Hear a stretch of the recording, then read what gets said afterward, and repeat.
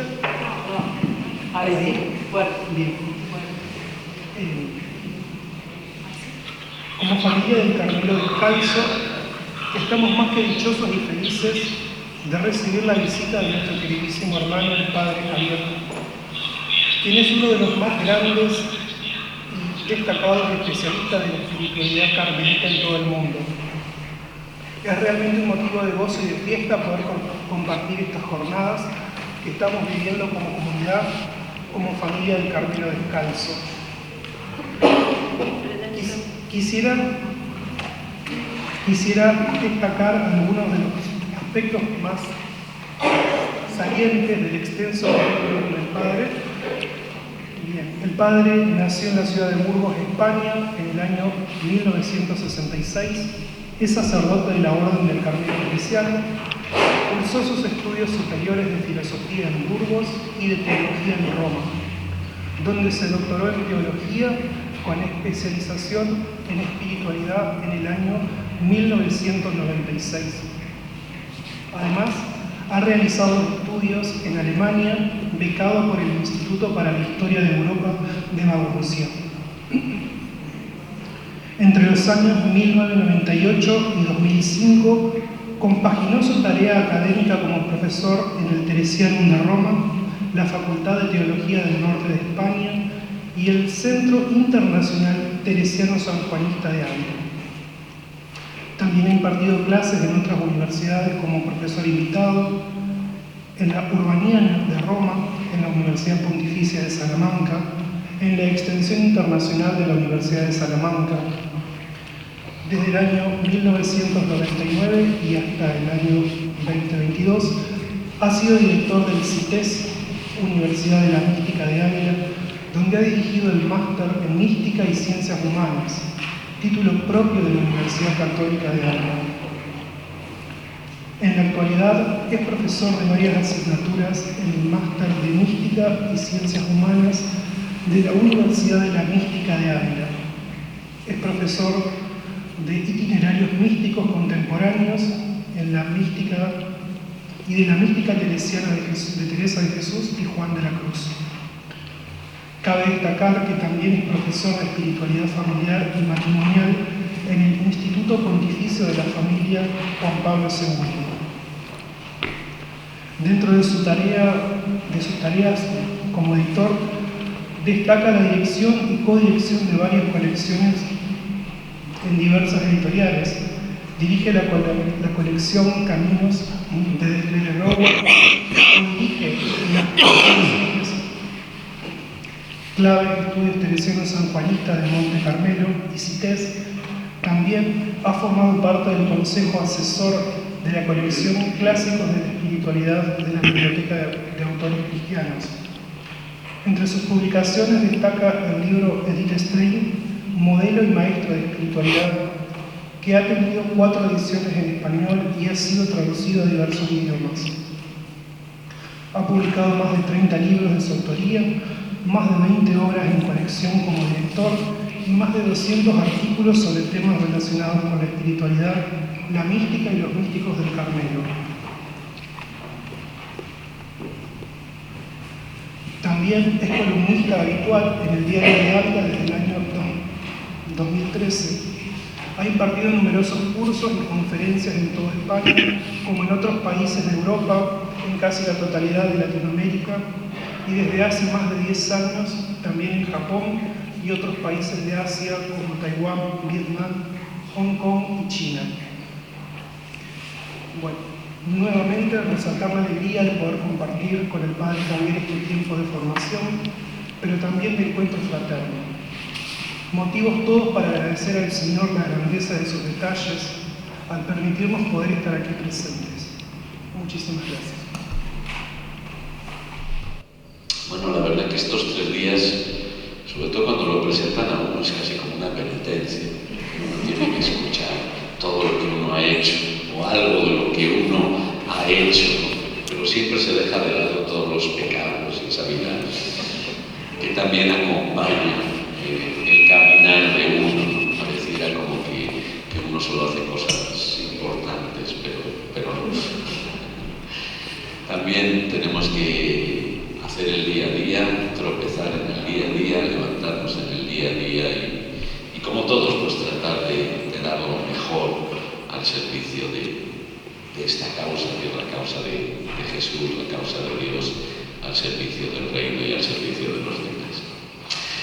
Bueno, el tema que me han pedido para compartir en esta jornada de hoy es un tema que reza así muy rimbombante, ¿no? Oración mística transformadora social. Un tema que sin embargo tiene mucha miga, tiene mucha sustancia, sobre todo cuando tratamos de orientarlo y de enfocarlo en su verdadero sentido y en su verdadera dinámica. Yo voy a tratar un poco de abordar esta temática desde dos perspectivas complementarias, que vamos a ver ahorita en la mañana y después en la tarde. Ahora en la mañana, pues ahí lo leéis, os lo señalo, tomando como referencia una cita de Santa Teresa, escrita precisamente en las Séptimas Morales. Para esto es la oración, para esto es este matrimonio espiritual, de que nazcan obras.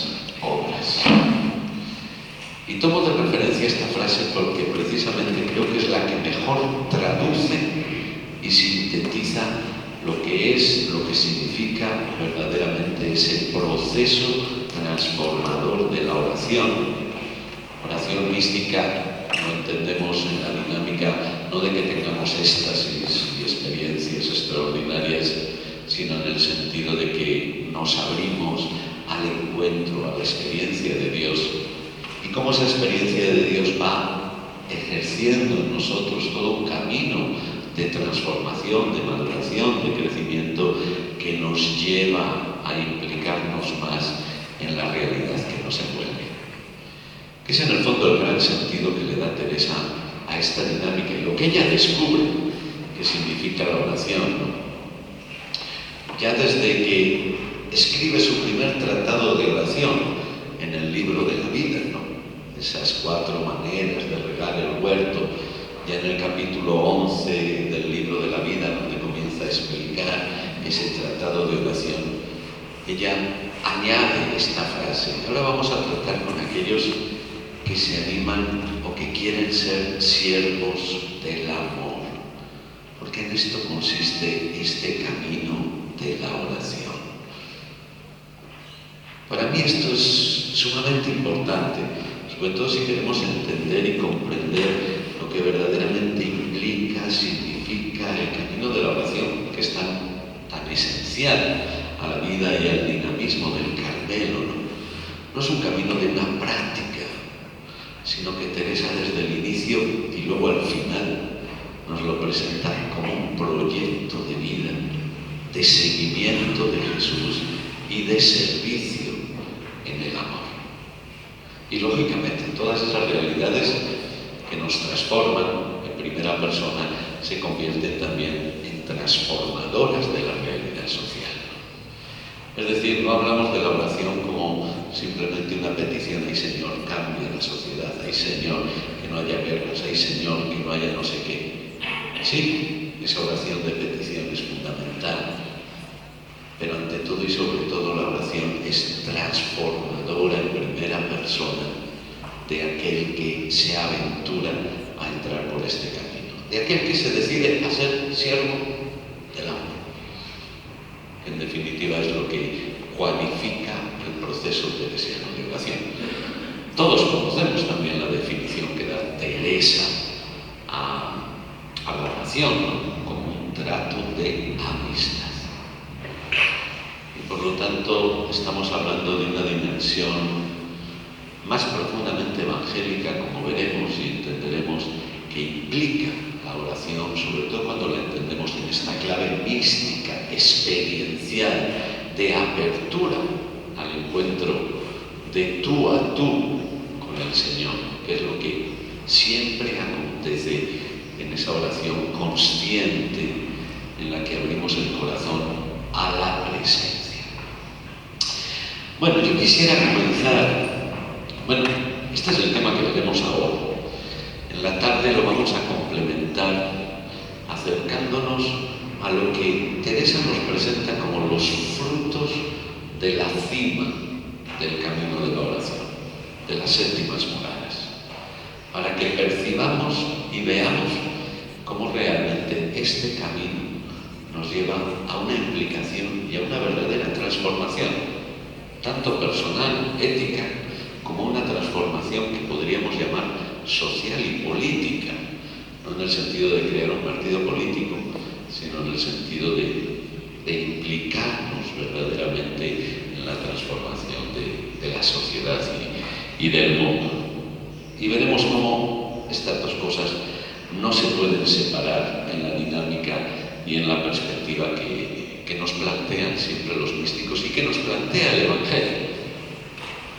Porque algo que me gusta recalcar siempre, y en algún momento lo subrayaremos, ¿no?, es que cuando nos acercamos a los místicos, en el fondo nos estamos acercando, y lo veremos, ¿no?, a la dinámica inherente al Evangelio. Los místicos, Teresa y Juan, no inventan nada nuevo. Se toman en serio la realidad dinámica del Evangelio de Jesús y del proyecto de Jesús de iniciar un camino nuevo de relación de Dios con el hombre y del hombre con Dios. Y desde ahí vamos a tratar de entender y comprender todo. Ciertamente, antes tenemos que posicionarnos en la realidad que muchas veces nos condiciona. Y creo que es importante recordarlo al inicio del desarrollo de este tema. Tenemos la mente ya casi como prefabricada o estructurada a pensar de una manera dual, ¿no?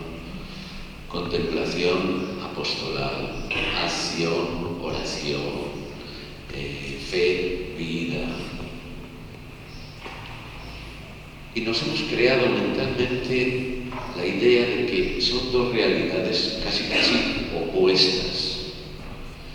Y de que o yo soy contemplativo o yo soy activo. Y en el Carmelo somos contemplativos y los jesuitas u otros son activos.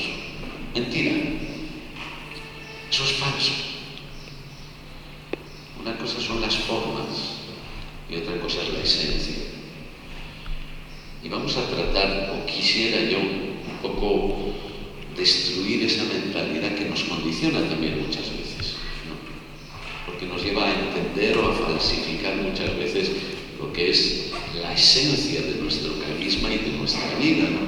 Ay, es que como yo soy carmelita, yo me dedico a la oración. Eso no existe en el Evangelio. En el Evangelio lo que existe es el seguimiento de Jesús, que conlleva o implica dos realidades que nunca se pueden separar, que es la relación con Él y el servicio a Él. Y por lo tanto, no hay auténtica contemplación que no sea apostólica y no hay auténtico apostolado que no sea contemplativo. Lo iremos viendo, lo iremos profundizando, porque a la hora de hablar sobre todo de este tema, ¿no?, de la oración mística como transformadora de la realidad social, es importante también que lo entendamos en su verdadero sentido, en su verdadera dinámica, ¿no?, tanto en la perspectiva, como digo, evangélica, que para nosotros es la fuente y raíz de todo, como en la perspectiva que descubren Teresa y Juan, especialmente Teresa, a quien dirigiremos de una manera más concreta la mirada en este dinamismo vital y existencial frente al que ella se confronta. Es decir, ¿en qué consiste la vida? ¿En qué consiste la dinámica de nuestra existencia, ¿no? Fácilmente caemos en la tentación de es que tenemos que hacer, y hay que hacer, y hay que hacer, y hay que hacer. Y claro que hay que hacer. Pero ¿de dónde emerge la razón, la fuerza y el sentido de ese hacer? Y por eso, como digo, vamos a tratar de orientar la mirada hacia Cristo que nos puede ayudar realmente a superar esa división conceptual e interna que a veces llevamos dentro, ¿no? Que nos hace entrar incluso a veces en conflicto con nosotros mismos. Tenemos que superar también esa mentalidad pragmática que está tan metida en el ámbito social, incluso eclesial, casi como un virus, ¿no? Es que hay que hacer, es que hay que hacer, es que el empeño social, es que las obras de caridad, es que no sé qué, es que no sé cuál. Y sí, es cierto. Pero lo que nos tenemos que plantear es de dónde nace ese empeño, de dónde nace esa entrega. Porque corremos el riesgo de caer en un simple pragmatismo, de decir, ay, mi vida vale porque hago esto, esto, esto y esto. Y caemos en los tentáculos, en las trampas de esa mentalidad pragmática, ¿no? Que dice, tanto vales cuanto haces o cuanto tienes. Pero aquí entramos en una dinámica muy distinta, ¿no? Que tiene mucho que ver con la importancia que en Cristo adquiere toda esta dinámica y esta dimensión, que nos lleva a lo que podríamos denominar una unidad de vida, una vida integrada, una vida conformada, y que lo que hacemos es el efecto de lo que somos y de lo que vivimos, y no al revés, de que el hacer es el que da sentido a mi vida. No, ¿tú qué eres? No, yo soy arquitecto. ¿Tú qué eres? No, yo soy profesor. ¿Tú qué eres? No, no es ni arquitecto ni profesor. Porque cuando deja de ser arquitecto y profesor, ¿qué es?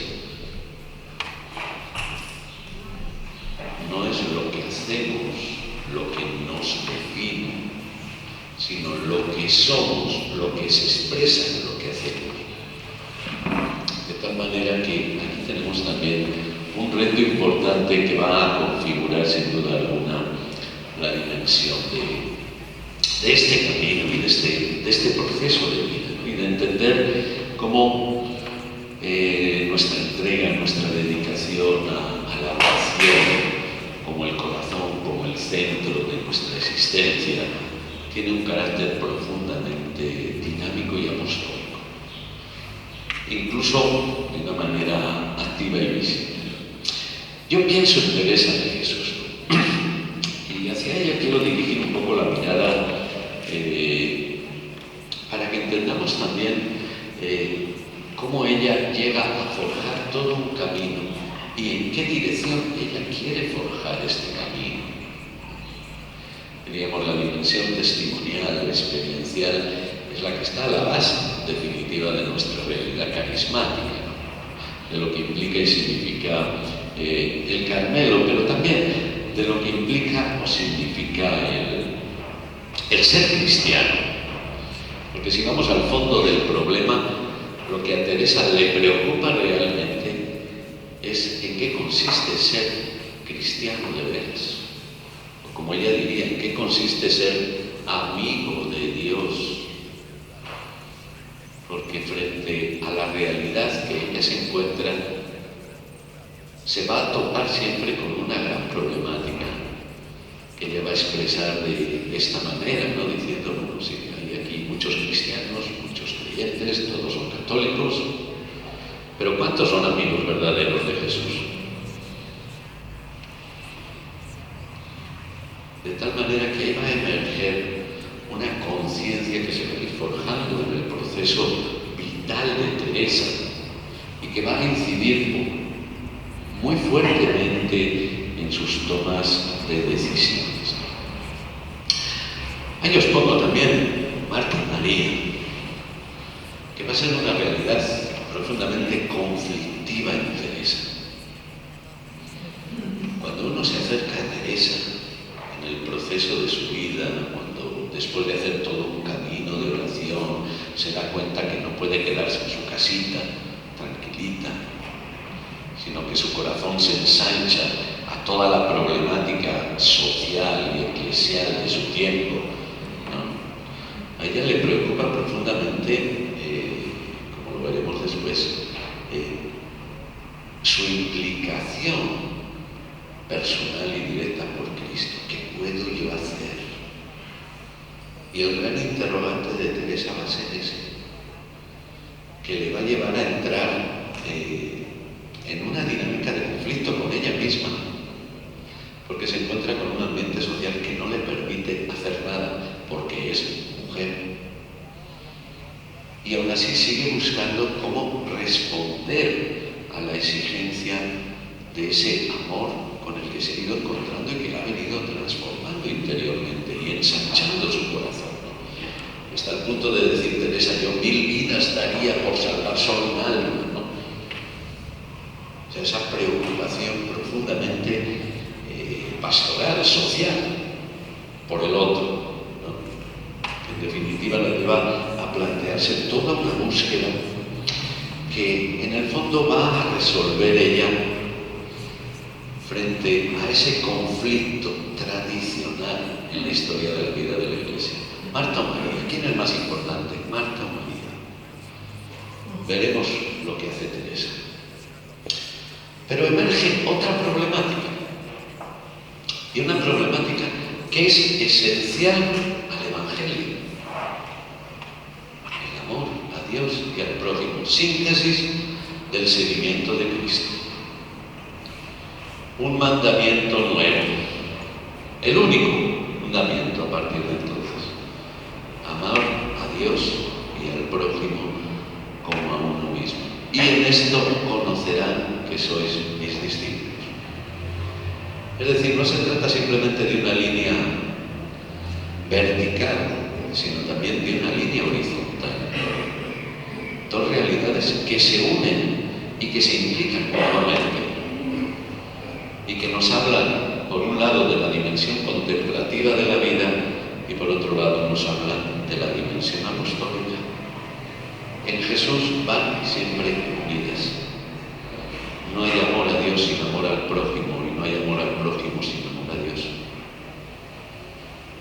De tal manera que veremos o trataremos de ver cómo esta dinámica también se resuelve, se implica, se desarrolla en todo lo que va a ser el proceso teresiano, que nos habla precisamente de eso, ¿no? De la dimensión apostólica de la oración y de la dimensión orante de la acción. En esto Teresa nos da constantemente ejemplos para que no caigamos en el reduccionismo conceptual, ¿no? De hay que dedicarse a la contemplación como si se tratase de una realidad única y absoluta, o hay que dedicarse a la acción. No, Teresa les dirá a sus monjas, no, es que hasta entre los pucheros anda el Señor. Esa frase que tantas veces citamos o encontramos por ahí escrita, tiene un trasfondo teológico increíble, porque lo que está diciéndonos ahí Teresa es que es en medio de la vida que acontece también la oración. Como ella dirá también en las fundaciones, ¿no? Es que mala cosa sería que los amantes solo se puedan amar en los rincones y no en mitad de las ocasiones de la vida. Si el amor no está aconteciendo en el día a día, en lo cotidiano de la vida, mala cosa es.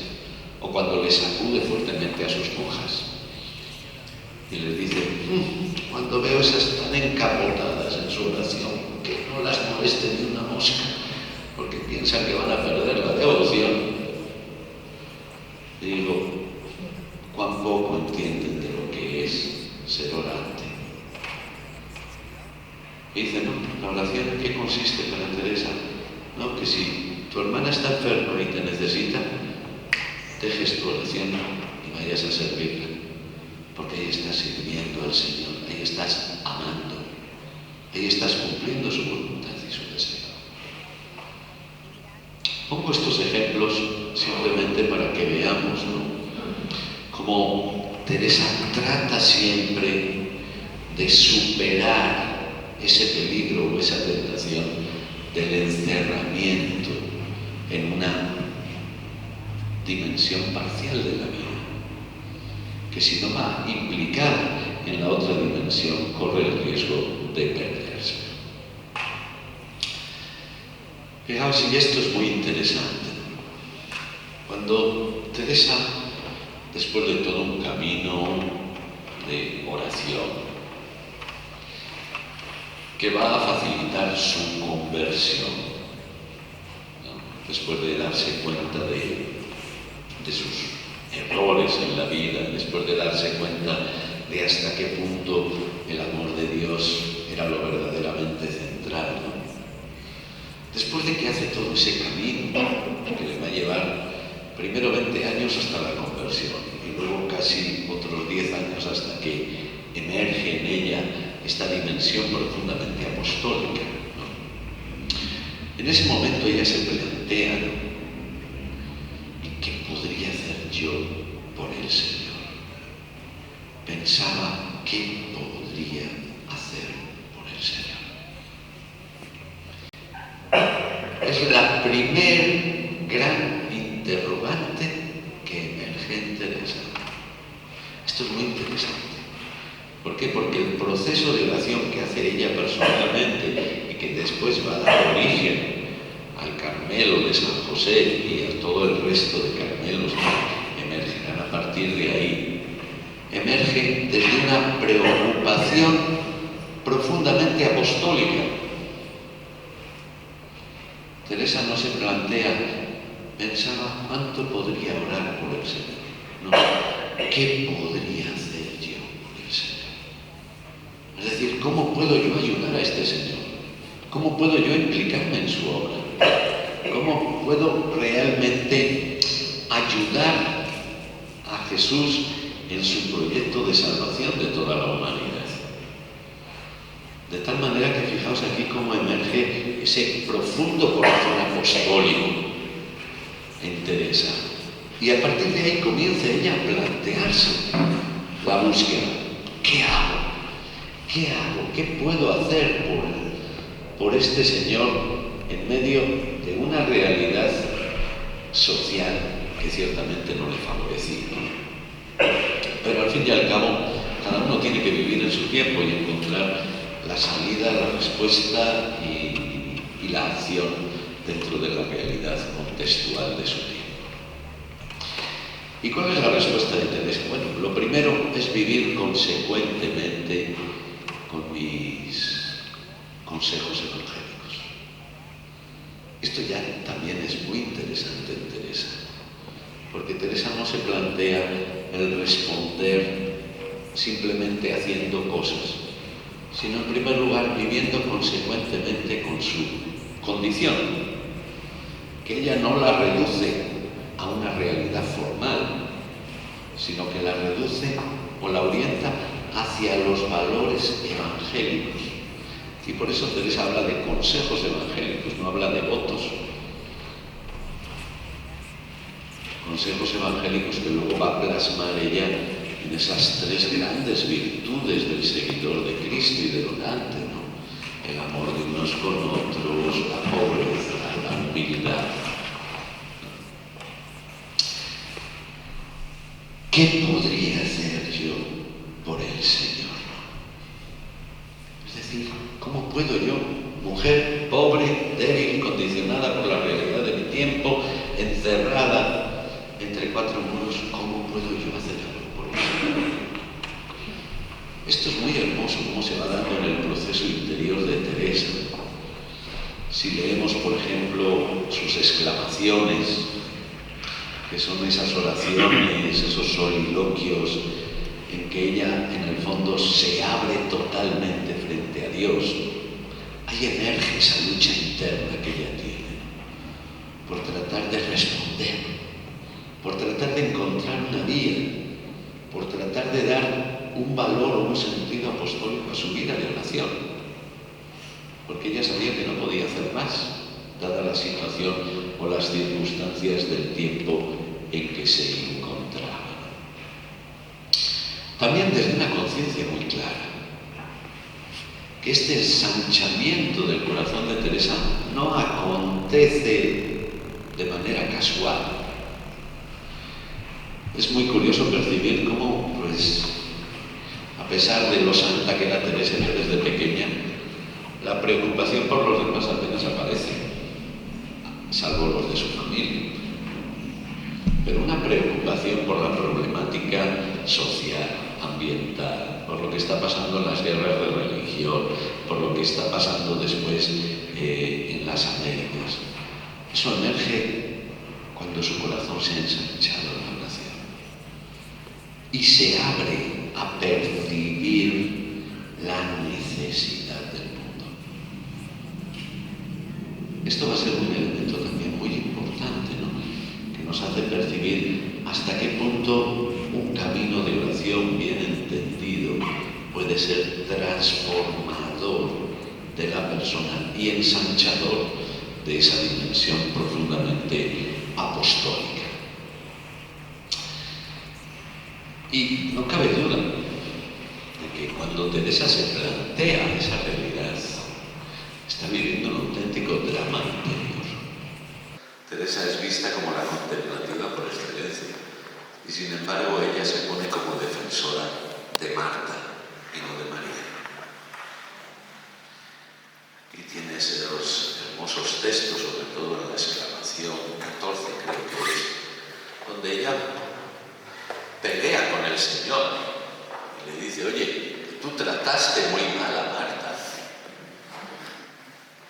No tuviste en cuenta lo preocupada que ella andaba por servirte para que estuvieras a gusto, para que tuvieras todo lo necesario.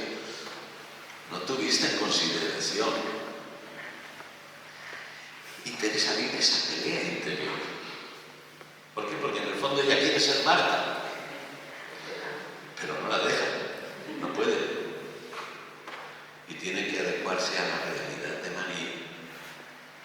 ¿Cuándo se apacigua realmente el espíritu de Teresa?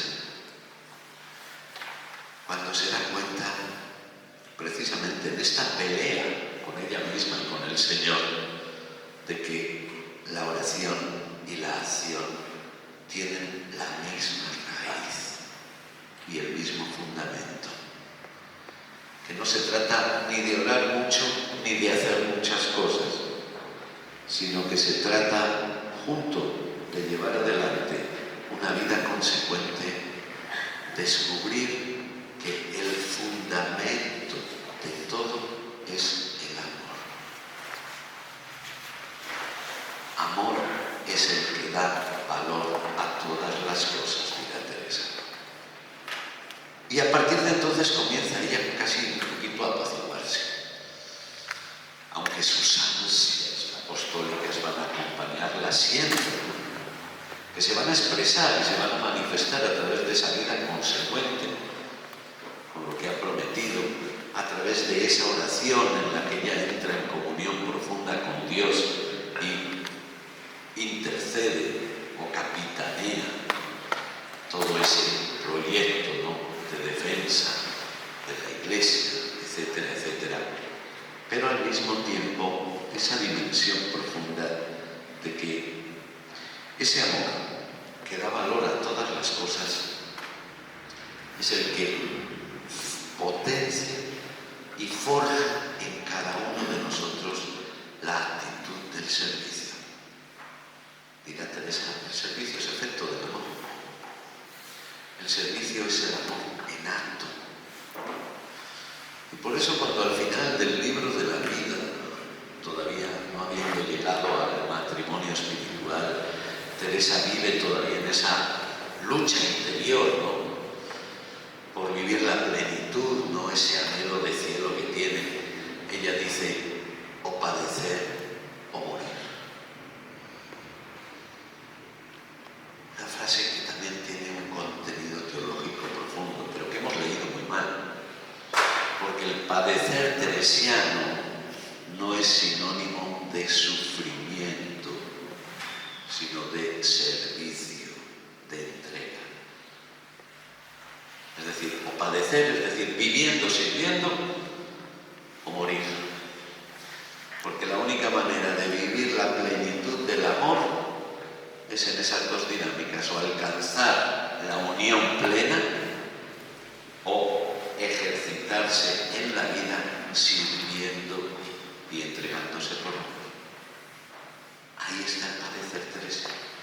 está el dinamismo profundo de esa oración, ¿no?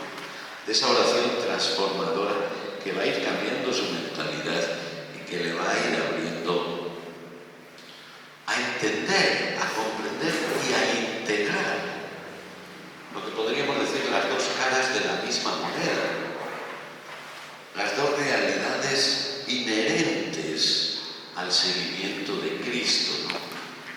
El amor a Dios y el amor al prójimo, como dos elementos que no podemos separar y sobre los cuales va a insistir constantemente Teresa en todos sus escritos. Cuando ella le pregunte, ¿no? Cuando ella tenga que hacer el discernimiento, ¿cómo sabemos que esta experiencia de oración es auténtica? ¿Cómo sabemos que este éxtasis o este fenómeno extraordinario que uno padece es auténtico? Y Teresa dirá, si crece el amor al prójimo, es auténtico. Si crece en humildad, es auténtico. Y si no, es fruto de su imaginación o de cualquier otra cosa. Teresa lo tiene muy claro, que el proceso orante, el proceso de relación personal con Dios, si no nos lleva a crecer en el amor al prójimo, no es auténtico, es otra cosa. Ya puede tener uno muchas visiones, muchas apariciones, mensajes de la Virgen, de San Pedro, de San José, de San Pablo, de quien sea. Si todo eso no le hace crecer en el amor al prójimo, Teresa lo tiene muy claro. Eso no es auténtico, eso no es de Dios. Eso es otra cosa. Subrayo esto, sobre todo para que veamos, ¿no? Cómo para Teresa la autenticidad del camino de la oración está precisamente en que esa oración nos lleve hacia el otro, se convierta o se transforme realmente en amor concreto, real, de servicio, de entrega. Porque si no estamos navegando en una fantasía de sentimientos, ¿no? O a veces se potencia en algunos ámbitos. ¡Ay, qué bueno! Que el Señor me ama y yo amo a todos. Estoy unido con todos, amo a toda la humanidad. Tú quita el medio que me molestes. ¡Ay, el Señor qué bueno es! Fijaros esa falsificación de la vida espiritual que se puede convertir en un refugio, en una autocomplacencia, en un egoísmo espiritual, donde yo me encierro con mis sentimientos, pero que son irreales, porque no me llevan a servir, no me llevan a crecer en el amor, en la aceptación, en la tolerancia hacia el otro, sino que me llevan a la prepotencia. Eso no es oración, o por lo menos oración fundada en verdad, como dirá siempre Santa Teresa. Una oración que ha de llevarnos, y de aquí la belleza del Carmelo y la grandeza del carisma del Carmelo, que vivida en autenticidad nos lleva a convertirnos en expertos en humanidad. ¿Por qué? Porque el encuentro dinámico de vida con el Señor, con Dios en la oración, nos abre profundamente a lo esencial de la vida, a lo que sustenta todo. Por eso yo muchas veces digo que el carisma del Carmelo no es para nosotros, es esencial para todo cristiano. Y así lo plantea Teresa, porque ella dice, el cristiano que no se abre a un encuentro, a una relación de amistad con Dios, no es cristiano. Es un ideólogo o un seguidor, como puede ser el seguidor del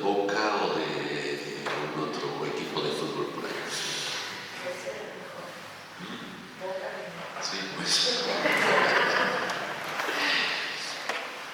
Fijaros, ¿no? Y todo esto, porque confluye precisamente en lo que es la voluntad de Dios para Teresa. Veamos, y esto también lo encontramos en Juan de la Cruz y en todos los otros místicos, ¿no? Del Carmelo y de otras escuelas de espiritualidad. Es decir, ¿cuál es el proyecto de Dios para con la persona? ¿Cuál es el objetivo de Cristo revelándose al hombre? ¿Qué es lo que nos enseña Jesús en relación con Dios? Sino que Dios es papá, Abba, y quiere relacionarse no como se relacionaban antes en el Antiguo Testamento, sino de tú a tú. Cuando quieras orar, entra en tu aposento, cierra la puerta y tu Padre que en el secreto te lo recompensará. Y ustedes oren diciendo, Padre nuestro. Es decir, la dinámica de una relación directa, personal. Es lo que Dios quiere, no lo que nosotros queremos. Es lo que Dios plantea. Es la relación que Dios nos revela en Jesús que quiere establecer con nosotros. Eso lo capta profundamente Teresa, que es ahí, acogiendo el proyecto de Dios, que realmente nos adentramos en la dinámica de la voluntad de Dios. Le dejamos a Dios, que sea Dios y que lleve adelante su proyecto en nosotros y con nosotros, acogiendo o asumiendo nuestra condición de hijos. Así, por ejemplo, Juan de la Cruz dirá al final del cántico espiritual que en esto consiste, en definitiva, la vida eterna, en que hagamos nuestra o vivamos plenamente nuestra condición de hijos.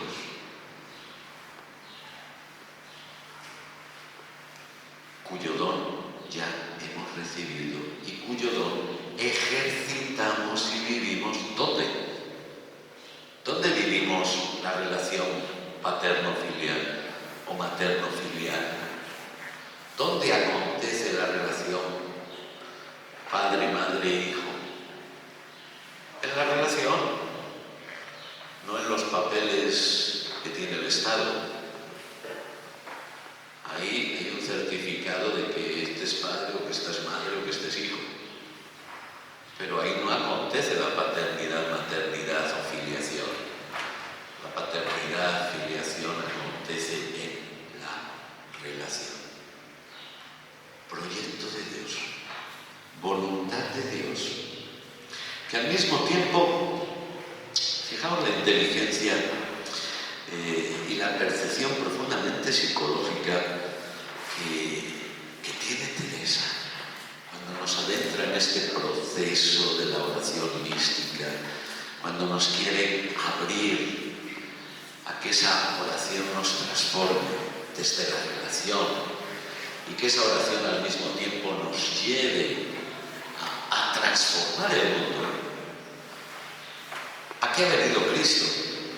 A cumplir tu voluntad, a inaugurar el reino, a instaurar el reino, que es tarea, labor y misión de todos sus seguidores, nosotros. Fijaos por qué os señalo esta realidad. Porque, como digo, yo creo que la experiencia que hace Teresa en este proceso orante, transformador, la conciencia de esa unión profunda entre el mandamiento a Dios y el mandamiento al prójimo, es el verdadero antídoto y la verdadera medicina contra un grave riesgo y peligro que corremos siempre los practicantes de la religión, que es el peligro de caer en el narcisismo espiritual o apostólico. o si queremos en la soberbia espiritual, de cuyos efectos y peligros también nos previene Juan de la Cruz en el libro de la Noche Oscura. ¿Qué significa esto? Y esto es muy importante que también lo entendamos para que descubramos hasta qué punto la dinámica orante teresiana y evangélica nos libera de caer en la trampa de nuestro ego. Nuestro ego que siempre va a querer ser el protagonista. Siempre. En lo que hacemos, en lo que vivimos, en lo que oramos, en lo que contemplamos. Y os puedo poner 1000 ejemplos de cómo ese ego puede oscurecer el sentido, por ejemplo, de nuestra práctica religiosa. Tanto en la dinámica de lo que es la oración, como en la dinámica de lo que es el apostolado. Por ejemplo, algo que decimos muy habitualmente: ahí vamos a orar por esos pecadores que se conviertan, por esos pérfidos paganos que están por ahí. Vamos a orar. Sin darnos cuenta, nos estamos colocando por encima de ellos. Es que nosotros somos los buenos. Vamos a orar por su conversión. Ojo, no quiero decir que no tengamos que orar por vosotros, pero sí que estemos atentos a en qué lugar nos colocamos a la hora de orar por los otros, porque podemos estar colocándonos por encima de ellos y haciéndonos nosotros los protagonistas. O vamos a orar para que el Señor nos conceda esta gracia y esta gracia y esta otra gracia. Y suponemos que Dios nos concede la gracia. Y ya enseguida decimos: uy, mis oraciones, qué buenas son.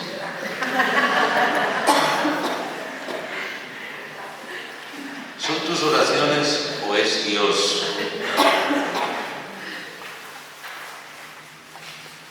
¿O voy a ayudar a los pobres?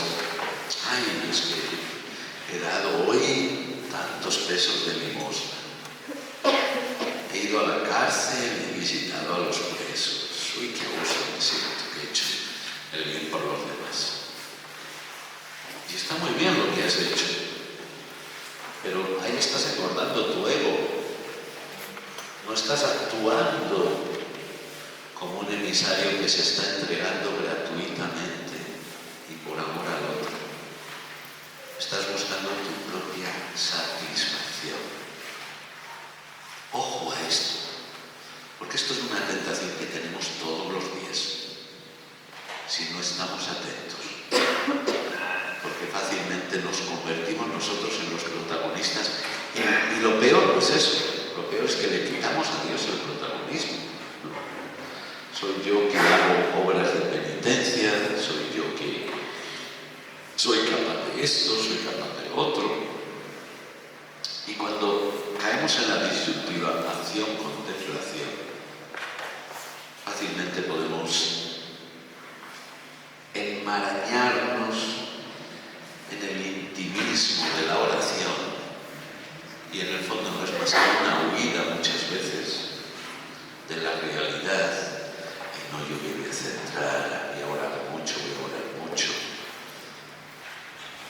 Estoy huyendo quizás. No estoy entregándome. La acción externa es la misma, pero el peligro no está fuera, sino dentro de uno mismo. Y ahí la dinámica profunda de esa oración que se da de la experiencia y que nos libera del peligro del autoengaño. Y lo mismo acontece en la dinámica del hacer, de la actividad, donde quizás todavía la tentación puede ser mayor, porque fácilmente uno se aleja de ese encuentro personal e íntimo con el Señor que lo confronta y fácilmente puede caer en esa autojustificación de uno mismo. Hay que hacer esto porque me hace sentir también. miro al espejo, pero qué buenos son.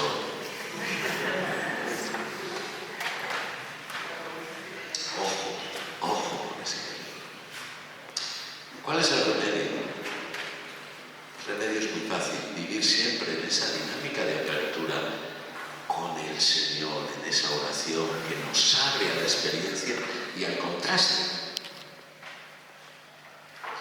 y que evita el que caigamos en ese dinamismo de una autojustificación que nos encierra en nosotros mismos, que nos convierte en fariseos. Por eso el ataque siempre tan fuerte de Jesús contra esas actitudes del fariseo. No porque la tuviera contra esos individuos, sino porque Jesús sabía muy bien que si nos adentramos en esas actitudes, fácilmente caemos en cerrazones que nos anulan en el proceso de seguir viviendo y de seguir creciendo. Es decir, nuestra oración, cuando es abierta a esa dimensión profundamente apostólica, y cuando esa acción es fruto, resultado de una implicación directa con el Señor, ¿no? Claramente emerge esa dimensión profunda de que no podemos separar en la vida del seguidor de Cristo la dimensión orante de la dimensión apostólica. Y a veces me resulta muy curioso, ¿no? Decir, no, yo es que no, bueno, sí, hago algunas oraciones y demás, pero yo soy seguidor de Cristo. Y digo, bueno, ¿y en nombre de quién hacer las cosas? No, claro, de Cristo. Y digo, ¿y cómo lo sabes si no hablas con Él? ¿Cómo sabes lo que te manda el jefe si no te relacionas con el jefe? ¿Te lo imaginas o es un proyecto tuyo y que dices, bueno, el jefe quiere esto? Pero es una cosa tan simple que nos acontece día a día. O hay una comunión muy profunda entre el jefe y el que trabaja para el jefe, para leerle el jefe, para saber lo que necesita.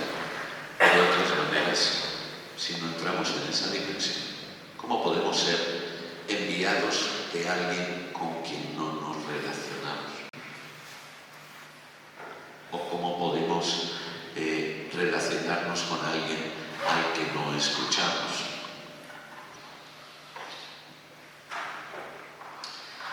Ahí emerge, como digo, y esta tarde pues lo ahondaremos todavía un poco más, ¿no? Esa dimensión profunda de qué va forjando en nosotros el camino de la oración auténtica, ¿no? Que nos lleva hacia esa integración, ¿no? De la acción y de la oración.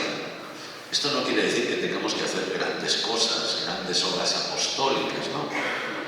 Porque la acción se ejercita en el día a día y en el ambiente concreto, ¿no? A veces pensamos es qué tenemos que hacer, ¿no? Es en lo concreto de la vida de cada uno donde hay que empezar a hacer eso. Quizás luego surge la oportunidad, la posibilidad de ampliarlo a otros ámbitos, pero principalmente en la dimensión de lo secular, que es ahí también donde está la raíz y fuente en concreto de la vocación secular, que es impregnar todas las realidades de la presencia del Reino. Salvar todas las realidades. Y eso empieza desde el hogar, la familia, el matrimonio, los hijos, el trabajo y por supuesto otras posibles actividades. Lo secular como lugar donde Dios sigue aconteciendo a través nuestro, que sería el sentido también profundo de la encarnación, ¿no? Esto necesariamente nos lleva a fortalecernos en el servicio al Señor. Fijaos que Teresa es muy inteligente y lo mismo le pasa a Juan de la Cruz cuando nos van forjando el camino de la oración. Nunca lo separa de la práctica o de la vivencia de las virtudes. Dice, vale, sí, la oración que relacionarnos con Dios, tenemos que ir abriéndonos cada vez más al descubrimiento de su amor. Necesitamos de ese tiempo, de esas realidades, pero también nos dirán que a amar se aprende amando, que las virtudes se viven en lo concreto de la vida y se van forjando y nos van forjando en lo concreto de la vida, de tal manera que no son dos realidades separadas, ¿no?, sino que se van acompañando en el proceso y nos van enriqueciendo y nos van adentrando en la dinámica de lo que implica y significa el seguimiento. Lo que os decía al inicio, ¿quiénes son los seguidores? Los servidores del amor, que no es otra cosa, a mi parecer, dice Teresa, este camino de la oración. No es una práctica, es un seguimiento al que nos abrimos, en el que nos adentramos para entrar en la dinámica de los discípulos de Jesús, de los discípulos del Señor. Es decir, estamos ante las vertientes de un único dinamismo. Acción, contemplación. Son formas. Formas de expresar una realidad que es única, que es el amor, como Teresa muy bien descubre, y que lo vamos a descubrir y forjar en nosotros en la medida en que nuestra oración se vaya ensanchando y se vaya adentrando en la grandeza de este misterio de Dios, que nos acompaña, que nos habita y que quiere realmente forjar en nosotros un dinamismo vital o existencial. Bueno, habría mucho que decir y esta tarde pues todavía ahondaremos en ello, pero yo creo que este texto de Teresa nos puede servir de orientación en la reflexión que hemos venido realizando, ¿no? Y fijaros que lo tomo también de las séptimas moradas. Es decir, Teresa lo escribe desde la plenitud de la oración mística, ¿no? En fin, hermanas mías, con lo que concluyo es que no hagamos torres sin fundamento, que el Señor no mira tanto la grandeza de las obras como el amor con que se hace. Y como hagamos lo que pudiéramos, hará su majestad que vayamos pudiendo cada día más y más, como no nos cansemos luego, sino que lo poco que dura esta vida, y quizás será más poco de lo que cada uno piensa interior y exteriormente, ofrezcamos al Señor el sacrificio que pudiéramos, que su majestad le juntará con el que hizo en la cruz por nosotras al Padre, para que tenga el valor que nuestra voluntad hubiere merecido, aunque sean pequeñas las obras. En el fondo, ¿qué es esto? La simplicidad de la vida, vivida desde esa perspectiva y desde esa dinámica del amor, del servicio, que se entrega en lo concreto, que no necesita de hacer grandes o gigantescas obras, sino que sabe que lo importante es entregar. Y eso es lo que transforma, es la sal, es la levadura, pequeño, insignificante, pero que es lo que realmente emerge de esa oración profunda, de ese encuentro con el Señor y nos lleva a ser transformadores sociales. Bueno, esta tarde ya completaremos con otras perspectivas de todo lo que para Teresa implica y forja en la persona el llegar a esa oración, ¿no?, a esa relación profunda de amor con Dios que ciertamente impulsa y transforma esta vida y nos lleva a ser transformadores de la realidad social. Y no sé si queréis hacer alguna pregunta o alguna cuestión que haya quedado por ahí en el...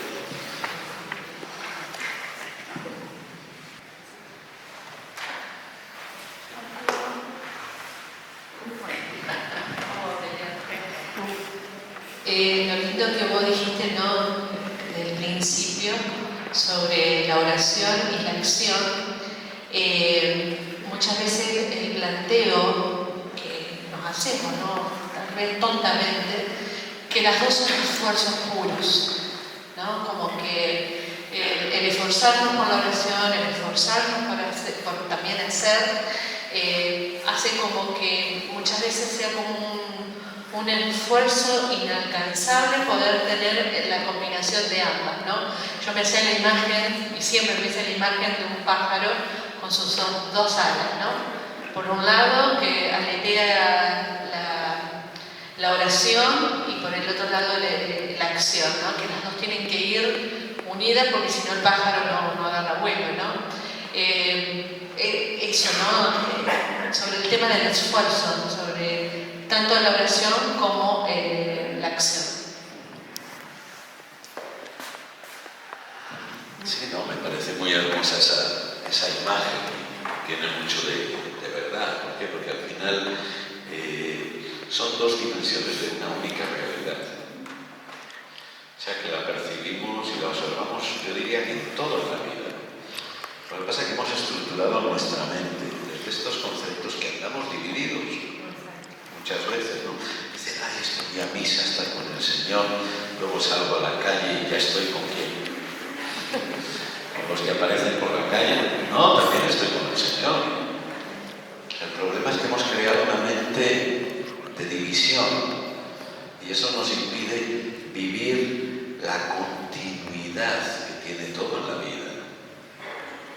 Yo muchas veces pienso, la realidad, y lo pongo como ejemplo, ¿no? La realidad del amor que une a una madre con su bebé. Es decir, ¿cuándo ama más esa madre a su hijo? Cuando lo está dando de amamantar, cuando lo tiene en los brazos, cuando está durmiendo, cuando se tiene que ir a trabajar, cuando ella tiene que ir a dormir. ¿Cuándo está amando más al hijo? Siempre. Siempre. La experiencia será más intensa cuando ¡ay, qué lindo eres! ¿No? Pero cuando está en el trabajo, aunque no esté pensando en el hijo, porque se tiene que centrar en lo que tiene que hacer, no por eso está dejando de amar al hijo. Al contrario, todo adquiere un sentido y un valor en torno a esa dedicación al hijo.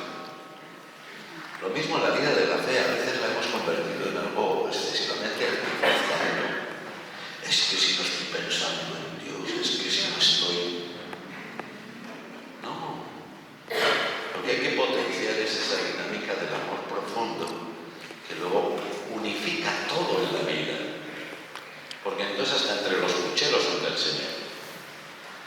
Ya sea escuchando, ya sea sirviendo al huésped que viene a nuestra casa, todo es servir, todo es amar, ¿no? Y por lo tanto la imprescindible necesidad de romper esas dicotomías que generalmente son brutales.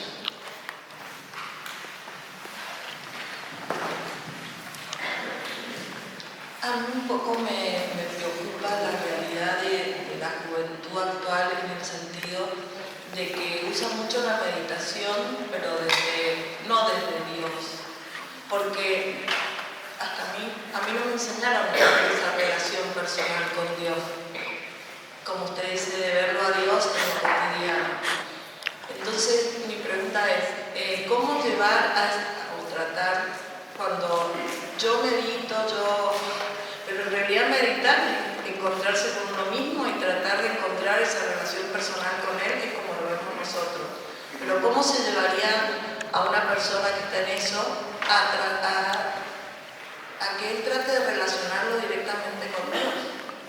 No sé si porque pasa en mis hijos a veces que escuchar esta meditación, y yo les digo, bueno, escuchar Santa Teresa, por ejemplo, o metete esa doble, que es la realidad del encuentro personal con Él, que es mucho más fácil.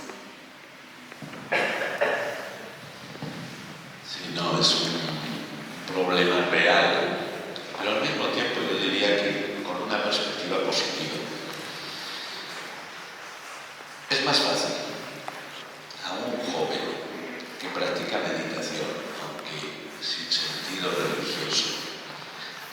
en un momento determinado a descubrirse habitado por Dios y relacionarse con Él, que llevar a un creyente que se ha pasado toda su vida con oraciones vocales y no quiere salir de ahí a un encuentro personal con Dios. ¿Por qué? Porque el que practica meditación ya ha abierto la puerta. Y diríamos, esa actitud interior que forja la meditación, incluso como práctica, diríamos, no religiosa, forja en la persona una predisposición a que luego se pueda dar algo más. Y esto te lo digo un poco por experiencia. En la vida nos ha venido mucha gente que después de hacer todo un recorrido de caminos de meditación, de budismo, de hinduismo, no sé qué, llegan y aterrizan en Teresa de Jesús o en otra. Quizás no se trata de decirles, oye, idea Teresa, no. Sigue practicando la meditación, pero estate atento a lo que puedes encontrar dentro de ti. Simplemente decirle, ay, qué bueno que haces meditación, porque dentro de ti está el Señor. Hay que decir nada más. Sí. Bueno, pues para esta tarde dejamos las otras preguntas que haya por ahí, porque parece que tenemos que ahuecar el ala. Bueno, pues entonces...